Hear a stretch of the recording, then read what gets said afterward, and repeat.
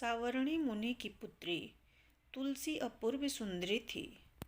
उनकी इच्छा थी कि उनका विवाह भगवान नारायण के साथ हो।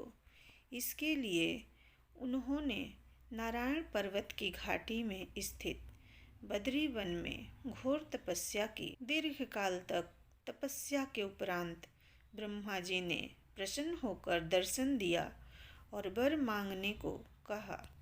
तुलसी ने कहा, सृष्टिकर्ता ब्रह्मदेव, आप अंतर्यामी हैं, सबके मन की बात जानते हैं। फिर भी मैं अपनी इच्छा बताती हूँ। मैं चाहती हूँ कि भगवान श्री नारायण मुझे पति रूप में मिले। ब्रह्मा ने कहा, तुम्हारा अभिष्ट तुम्हें अवश्य मिलेगा। अपने पूर्व जन्म में किसी अपराध के कारण तुम्हें श्राप मिला है। इसी प्रकार भगवान श्री नारायण के एक पार्षद को भी दानव कुल में जन्म लेने का श्राप मिला है। दानव कुल में जन्मने के बाद भी उसमें नारायण का अंश विद्यमान रहेगा। इसलिए इस जन्म में पूर्व जन्म के पाप के शमन के लिए संपूर्ण नारायण तो नहीं, नारायण के अंश से युक्त दानव कुल जन्म से उस श्रापग्रस्त पार्षद से तुम्हारा विवाह होगा। श्राप मुक्त होने पर भगवान श्री नारायण सदा सर्वदा के लिए तुम्हारे पति हो जाएंगे। तुलसी ने ब्रह्मा के इस वर को स्वीकार किया, क्योंकि मानव कुल में जन्म के कारण उसे मायावी भोग तो भोगना ही था। तुलसी बद्री वन में ही रहने लगी। नारायण का वह पार्षद दानव कुल में शंखचूर्ण के नाम से पैदा हुआ था। कुछ दिनों के बाद वह भ्रमण करता हुआ बद्री वन में आया। यहाँ तुलसी को देखते ही वह उस पर मुग्ध हो गया।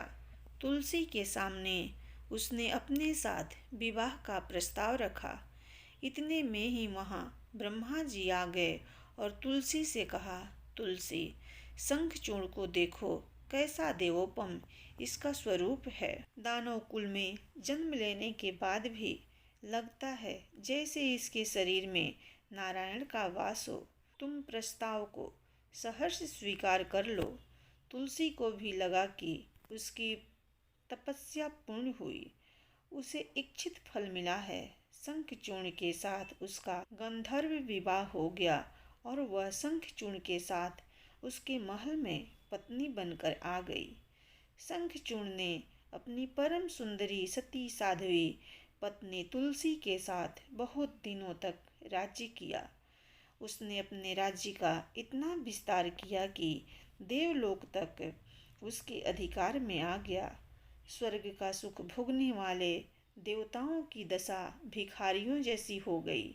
शंखचूर्ण किसी को कष्ट नहीं देता था, पर अधिकार और राज्य छिन जाने से सारे देवता मिलकर ब्रह्मा, विष्णु और शिव की सभा में गए तथा अपनी विपत्ति सुनाई। ब्रह्मा जी ने कहा, तुलसी परम साध्वी है, उसका विवाह शंखचूर्ण से मैंने ही कराया था। शंखचूर्ण को तब तक नहीं हराया या मारा जा सकता है जब तक तुलसी को न छला जाए। विष्णु ने कहा, शंखचूर्ण पूर्व जन्म में मेरा पार्षद था। श्राप के कारण उसे दैत्य कुल में जन्म लेना पड़ा। इस जन्म में भी मेरा अंश उसमें व्याप्त है। साथ ही तुलसी के पतिव्रत धर्म से वह अजेय है। फिर देवताओं की सहमति से भगवान शिव ने शंखचूर्ण के पास संदेश भेजा कि या तो वह देवताओं का राज्य लौटा दें या फिर उनसे युद्ध करें। शंखचूर्ण शंकर के पास पहुंचा। उसने कहा, देवाधिदेव, आपके लिए देवताओं का पक्ष लेना उचित नहीं है। राज्य बढ़ाना हर राजा का कर्तव्य है। मैं किसी को दुखी नहीं कर रहा हूँ। देवताओं से कहिए वे मेरी प्रजा होकर रहें। मैंने आपका भी कोई अपकार नहीं किया है। हमारा आपका युद्ध शोभा नहीं देता। अगर आप हार गए तो बड़ी लज्जा की बात होगी।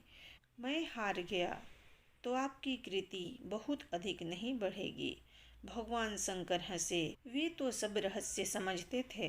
तुलसी और शंखचूड़ के पूर्व जन्म के श्राप की अवधि लगभग पूरी हो चुकी थी। बोले, इसमें कृति और लज्जा की बात नहीं। तुम देवों का राज्य लौटाकर उन्हें उनके पद पर प्रतिष्ठित होने दो।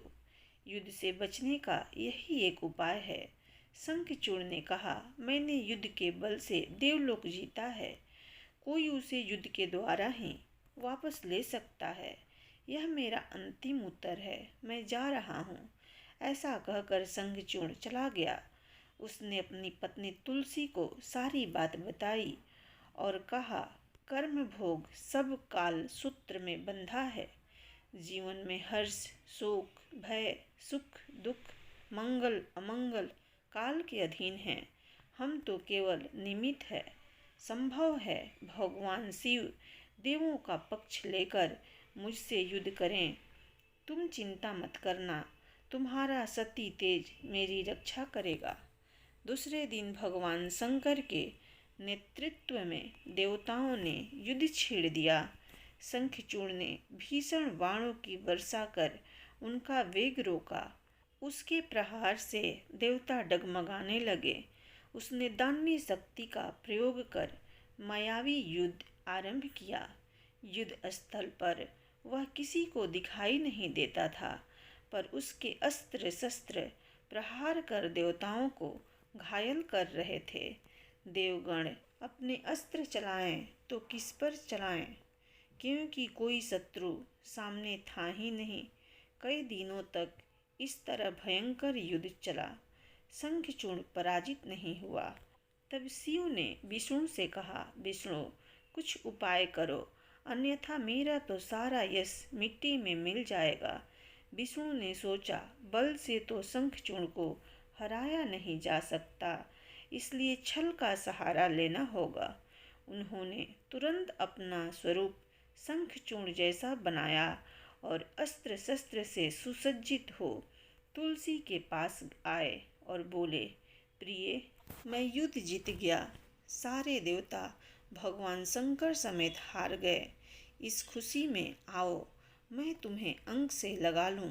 पति को प्रत्यक्ष खड़ा देख तथा विजय का समाचार सुन वह दौड़कर मायावी शंखचूड़ के गले से लिपट गई। इस प्रकार पति पत्नी दोनों ने आलिंगन हो खूब खुशी मनाई। पर पुरुष के साथ इस प्रकार के व्यवहार से उसका सती तेज नष्ट हो गया। उसका सती तेज जो शंखचूड़ की कवच के रूप में रक्षा कर रहा था, वह कवच नष्ट हो गया। शंखचूड़ शक्तिहीन हो गया। यह जानते ही भगवान शंकर ने अपने त्रिशूल से प्रहार किया। त्रिशूल के लगते ही शंखचूड़ जलकर भस्म हो गया। शंखचूड़ के मरने को जानकर विष्णु अपने असली स्वरूप में आ गए। सामने अपने पति शंखचूड़ के स्थान पर भगवान विष्णु को खड़ा देख तुलसी बहुत विस्मित हुई। उसको पता लग गया कि स्वयं नारायण ने उसके साथ छल किया है। क्रोध में आकर उसने श्राप दिया, एक सती स्त्री का सतीत्व भंग करने के अपराध में तुम हृदयहीन पत्थर हो जाओ। विष्णु ने तुलसी के श्राप को शिरोधार्य कर कहा, देवी, तुम्हारे तथा शंखचूड़ के कल्याण के लिए मुझे ऐसा करना पड़ा। तुम दोनों को श्राप मुक्त करना था।